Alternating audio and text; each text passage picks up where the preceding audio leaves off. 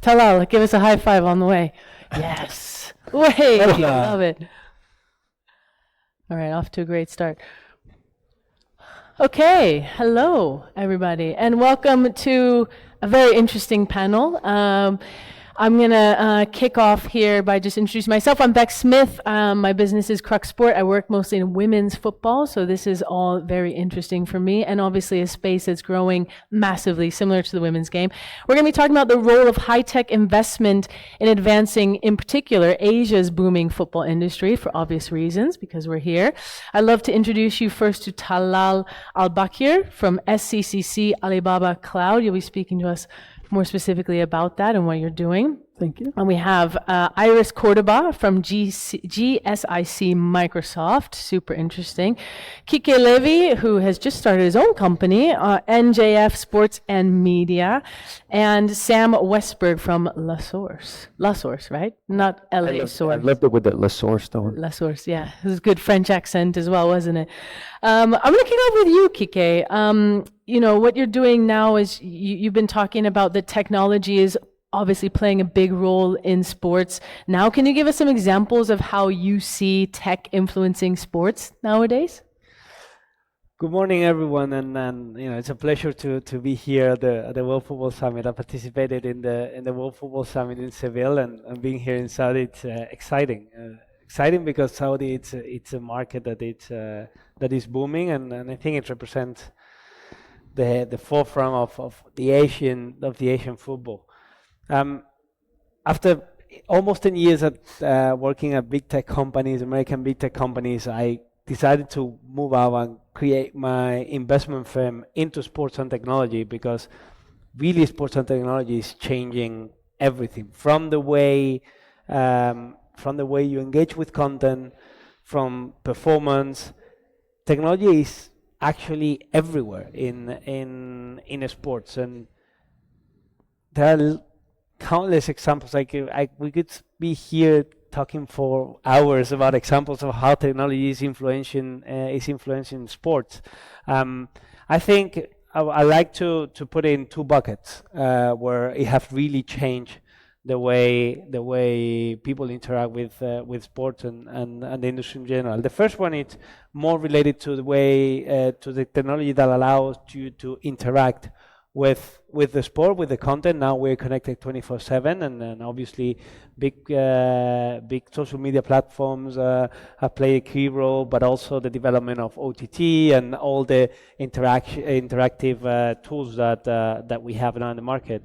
And the other way, the other big bucket of how technology is influencing sport, it's more on the performance and health.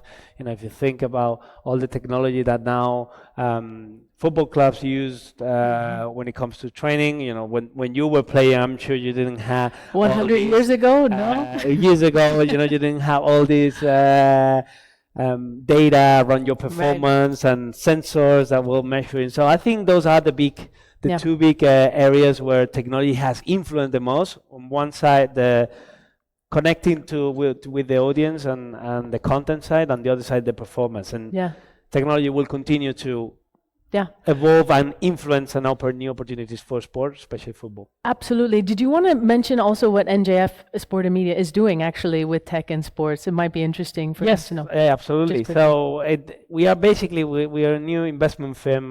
We launched a couple of months ago, and we're looking to invest in three main verticals. The first one is technology and startups in those two areas. So content and engagement, and the other area is more performance, health. The second area that we're looking to invest in is sport properties, from leagues to clubs to any other organization, tournaments.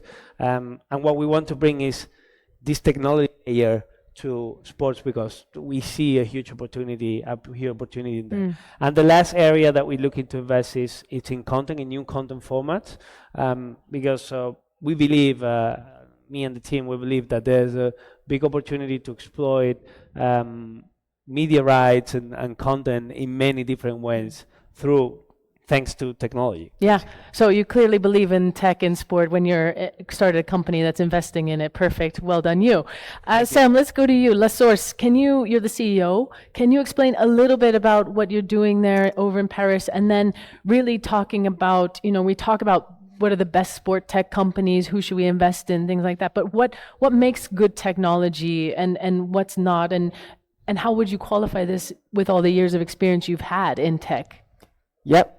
Thanks for having me, first of all. But yeah, high level, what do we do at LaSource? We help the best sport tech companies develop on the market in the sports industry. So the idea is that I'm sure all the people in governing bodies, clubs, etc., receive a lot of people reaching out to them about tech companies that want to try to work with them. We're here to do that first layer of validation. What are the best ones so that we represent them fully? So it really started with a couple of companies that are live, like in Greenfly, which are now notorious in the European region and the US market, that have been very successful.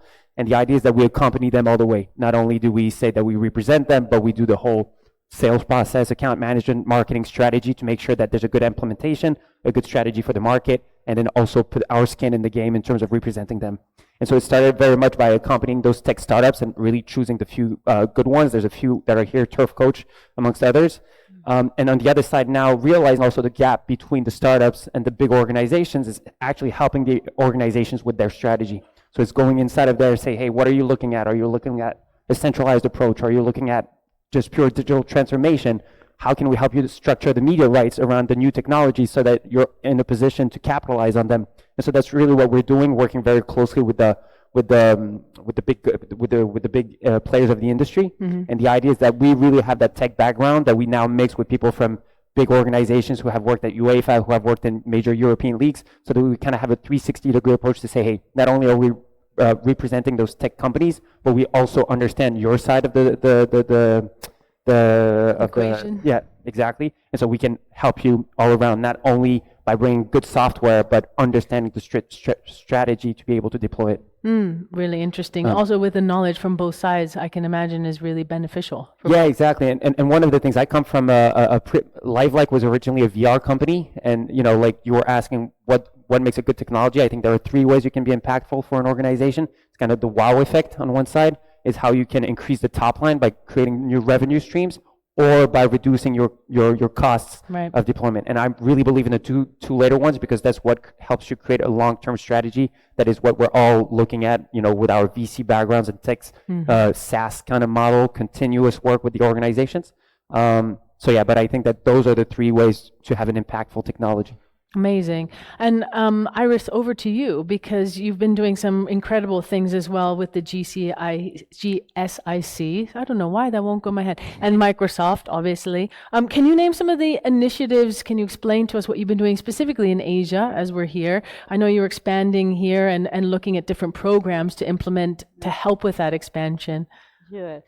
In the end, the GSIC, we opened our doors in Madrid in 2015. I think we won one of the first cluster in Europe, and we could inspire other organizations in Europe to create this meeting point where you can connect the need or the problem statement that the industry had with the solution that the startup or the company can offer for this property. Because in the end, and follow the conversation with Kike, in the end, when you have a good product or solution, it's easy to get investment, because a lot of VC investment are looking for the best company, but how you can help them in go-to-market, in demand generation for them, because it's very difficult sometimes for the company find the good person, a spoken person in the club of the property. With this idea was the GSIC's help in the digital transformation journey for the property, creating like a scouting a solution for connect and reduce the gap that sometimes the startup have to be in touch with the big brand. And we started our expansion in 2019, and we have a partnership with different government, but it's true we opened our office in Singapore 3 years ago with the idea to help Singaporean create their own sport tech ecosystem. Currently, when we started in Singapore, we started with only 1 member. Today we have 70 members. I mentioned member because we have an ecosystem for more than 500 members from 51 different countries. And one of the programs that we are running in Singapore is the Groundbreaker Challenge. The Groundbreaker Challenge is an open innovation program where currently in the first edition participate 13 sport entities like Real Madrid, La Liga, Cricket Australia, One Championship, different national federations, in Singapore and in Asia, Cricket Australia, where they share 35 problem statements in different scenarios. We divide our business in 10 scenarios like social impact, fan engagement, team and player performance, smart venues, business insight, and we offer for all the sport tech ecosystem, large companies, small companies, research groups to try to fix this problem statement. The next edition will start in January in Singapore, and we have 22 sport entities, global international sport entities like NBA, Cricket Australia, again, different international national federation like World Table Tennis. And we have 50 problem statements, and the idea is with Microsoft technology, we invest in free access for Microsoft technology to develop this pilot or this solution with them, and also in partnership with different governments like Singapore. They invest also in create this pilot, and the idea is we will present in June 2024 the list of the most important problem statement for the industry with the catalog of solution for our members, and we will open for the entire industry. If they are looking for solution and a startup, they can access with this information. Amazing. And also, by the way, congratulations for 2 times being recognized as one of the most influential women in the sports industry, according to Meta Deporte magazine, as well as being one of the top 100 of the women leaders ranking published by Mujeres en CIA. So nice one. Well done, you. Talal, let's get into the football. I mean, I know you're used to being a keynote speaker as well. Which is fantastic. I hope you're okay sitting in the seat over there this time and being part of the panel. But in the context of sports organizations, we've talked about the cloud as well, as Iris just mentioned. How does cloud technology support the integration of critical technologies like what we see in football now, VAR, offside detection, goal line technology, things like that for football matches more specifically? Well, what we're seeing right now is the evolution of how things are going to really integrate technology into sports. And maybe if we look at Asia, they're a little behind what we're seeing in Europe, but they're catching up.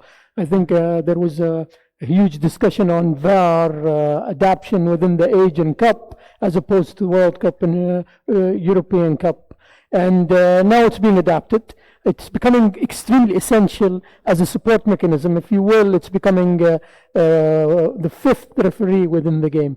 And having technologies that are able to detect solutions and having AI that supports the referee process and the people on the field in order to pre-evaluate elements, to come up with 3D the visualization elements of how the offside element works, how the VAR aspects are being discussed, sort of giving indicators to the referee if there is an indication, and giving him, while he's in the field, indicators that let's look at the VAR, instead of having people from both teams telling the referee, oh, we need to have another look at it, it's offside. So the AI element can really give real-time analytics on that, utilizing edge and core capabilities, and utilizing AI to really give an immersive feeling of the game and help the teams really focus and know that whatever efforts they're putting in,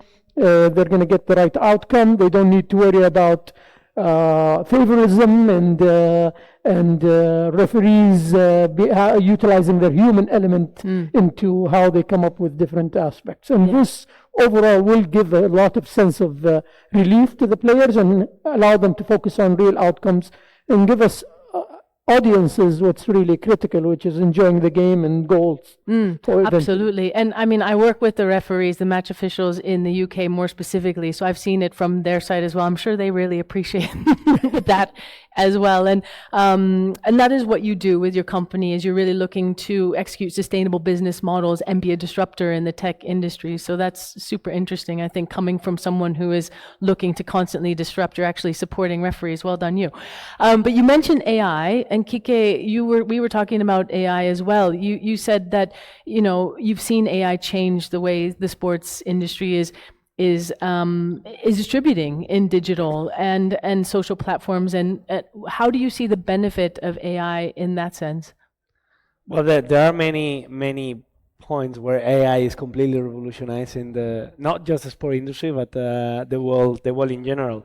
But when it comes to sport, and especially to fan engagement, AI is playing a critical role in the distribution nowadays, in the distribution of the content. Especially, we consider that social media platforms are one of the best, the main ways on which people interact with the sports content. And you know, now it's a 24/7 interaction. It's not anymore just about the game day. It's really consuming content all day long. And there has been a major shift and evolution in the way content is distributed in these platforms, from the social graph. So when you needed to build your audience and have your connection and build your following to get high distribution, to an interest graph. That means that now when a club posts some content on any of these platforms, automatically it has the potential to get distributed to anyone interested in that content. And I think as distribution engines and interest engines are becoming more smarter and smarter with more data, the content, the system are getting better at distributing the content to the right audience, and that has been the major shift that I've seen in evolution in the last I was going to say last few years, but it's really the last few months. And it's a very interesting thing, because it allows any small club to potentially get to a global audience. So it's not anymore okay, I have 100,000 followers, that's my potential audience.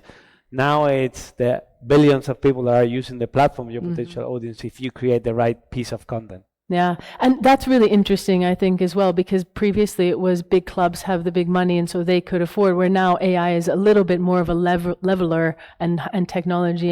And Sam, you talked about that too, and specifically in the Saudi Arabia market, how do you see them being able to benefit from technology coming in, and how can Saudi use their current investments, for example, to write part of the future for sports tech? Yeah, I always look at new markets with interest, because there's always the opportunity to create something fresh from the ground up. So the element of technical debt, just like even human debt in terms of the way the processes are supposed to go, I think there's a huge opportunity to start fresh here on this market, and then leverage new technology in an interesting way. I think the second element that's super interesting is that we obviously went through a crash, right? Like the investment started slowing down, and it is harder. And some of the technologies are struggling right now to make both ends join. So I think there's a huge opportunity in terms of consolidation, looking at what the direction of the market. What are the startups that are potentially up for a grab? What are the startups that should actually merge to be consolidated? Because there has been a lot of investors looking forward to invest money in the sports industry. The sports industry is a hard one, but there is an element of there has been some good tech that have been built, and there's a great opportunity to think about something smarter. And so when I try to take a step back and look at the bigger interest for Saudi, is saying, okay, what is our opportunity right now? Are there actually technologies that are up for grab that I could actually internalize or build up from to build my own tech stack? Or just look at what is the infrastructure that I want to put in place to be able to say, okay, I'm creating something that's the football of the future versus the football of the past, with old methodology coming from different worlds. So that's one thing that I would be very excited with if I was working on the Saudi side of things, building up the obviously the sports ecosystem and mostly the football one. Yeah, I often talk about women's football in the same way, that you have a lot more green space to build. And 100%, right? scratch. And we were talking about it before the actual panel, but women in sports are actually excited about innovation, about tools that you're putting in their hands, right? So we were talking about the example of Greenfly, just with LiveLake, what we're applying for the Chelsea play predictor for men's and women. The participation of women is far better because they're fresher to the market, so they actually want to try to do things. And there's that sentiment of wanting to build something together, which I think is essential in the first steps of an organization, versus the bigger political interests here and there that are sometimes make things hard in men's sport. Right. So what you're saying is women's football and women are better? No, I'm just kidding. No, but You say that. it's also that Different if opportunities. women's football play by the same rules of men's football, it will take a long time to get To where build. men's are. So they need to try different things, and that's the exciting part. Absolutely. And I think technology is the great leveler, that they can actually accelerate the sport, whether it's in women's or in new markets like in Saudi Arabia as well. Sorry, If go I can just double down on that, just like the technical element is one thing, but also the people that actually are carrying the sport is actually fundamental, because for any project, in sports tech or very complicated systems, the idea is you need good technology, but you need also good people to back it up. Yeah, and that leads me directly into Iris. You were talking about one of the programs you were doing that has good people and is also in a market that's really interesting, the Groundbreaker Challenges program. Can you explain more about that and what you're doing? It seems like it's very exciting. Yeah, the Indian Groundbreaker Challenge is an open innovation program. No, the last 8 years we run more than 10 different open innovation programs in partnership, sometimes with clubs like Real Sociedad, with La Liga, the original, or also with the Santander Bank, more focus and talking about women too, know how you can use the technology to try to create social impact and also to give more visibility for the women in football. No? And for example, we did a very good pilot with push notification where in the match mail with some scores of the Messi player, you can send push notification for all the fans that are using the official app to try to give information for the team of this club in the women. And say, these women in the same season got the same point of goals in the last match. No, it's try to evangelize or give more information for the fans to try to get more equal the information or the data about women and men. No, but about the Groundbreaker Challenge, again, the idea is create a problem statement list and try to find the best solution to try to fix this problem statement. No, and it's not focused in a startup. It's focused in large companies too. No, in the first edition, for example, currently we are working also here in Saudi with Neon and with other open innovation programs with the same philosophy in Groundbreaker Challenge. And one of the finalists was Sportian, no, from La Liga, and also the startup from Singapore or from Saudi. Is how we can help in a scale-up startup and also to internationalize local companies in different countries. I think was the first time that Singaporean company can be part of the finalist open innovation in this example Saudi. But last year in the Paris Sport Week, one Singaporean company was part of the final two.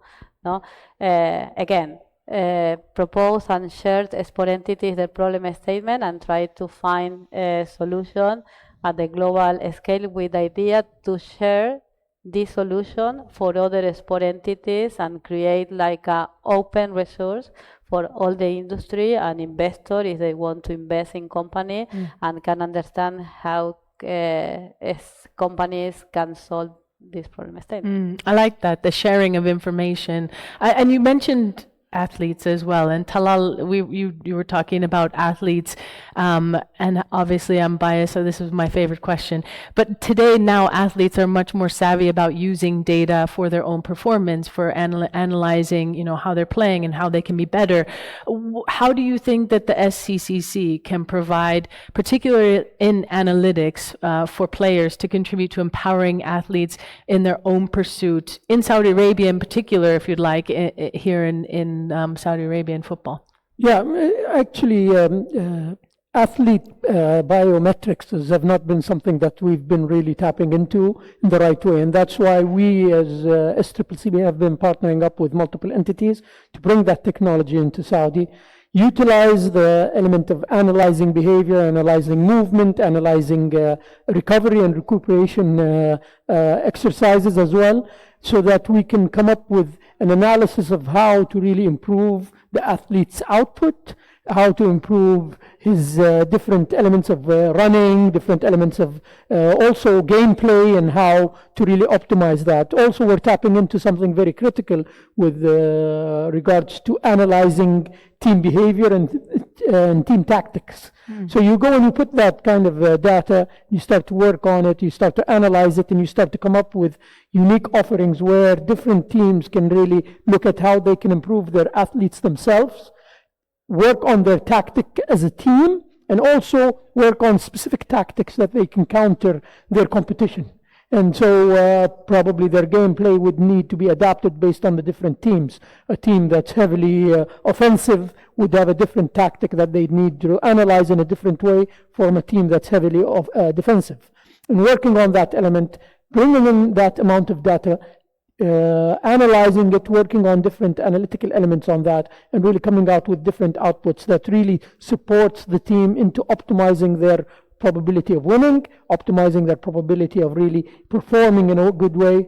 And I think as audience members, for us, that's very interesting because it makes the gameplay a lot more competitive and it makes it really a lot more exciting. Really interesting. I work with a company called Zone 7, and they use AI for early injury detection. And it's a tech that, like you, Kike, you were laughing because 100 years ago I used to play, but I wish we had this technology in football when I was playing. And now, just to wrap it up, we only have like 10 seconds for you each left, but I think a good place to end on this is, where do you think, if you have to literally describe in 10 seconds, where the highest impact will be in technology in sports in the future? Sam? I think the biggest opportunity is in the mental health of the athletes. I think that's a big one that's completely untapped. We're very good with physical health, but the mental health is one that's fundamental. As the brother of a football player, I can tell you that is very essential for the market. And not just a football player, he plays in the MLS, guys, so well done you. Kike? For me, I'll say that especially looking into the content and the engagement area, the using athletes as distribution platform is the biggest opportunity that I see now in the sport industry, and I think they have to play a more fundamental role in that. Amazing, good one. I think Iris? again, now the AI. We can see in the next years more best practice using AI in all the scenarios. No, not only in media for the athletes, for the insights between the sponsors, and how you can use this in all the business end to end for the club. Amazing. Yeah, Talal. Yes. Last word. Yeah, for me, I think the biggest impact will be on the audience and the experience.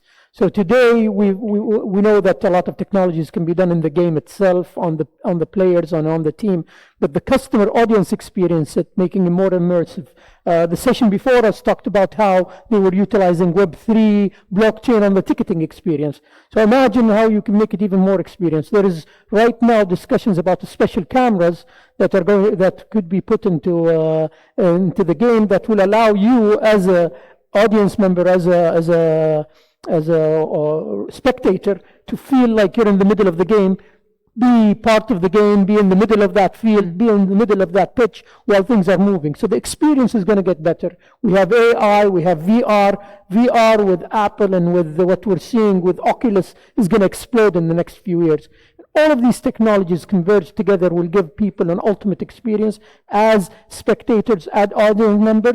And the great thing about it, it's not just during the game, it's post-game, as you mentioned, it's pre-game, and it's going to give you sort of this ecosystem and this sort of experience that's going to really transform how people live the game, if you will. Love that. Love that. So audience focus. Well, you guys have heard it here first. This is where the future of high-tech investment into the sports industry, also in Saudi Arabia more particularly, is going. Thank you guys so much. Sam, Kike, Iris, and Talal very much for your contributions. Everybody enjoy the rest of the WFS, and we will see you around. Thanks, guys. Thank you. Yeah.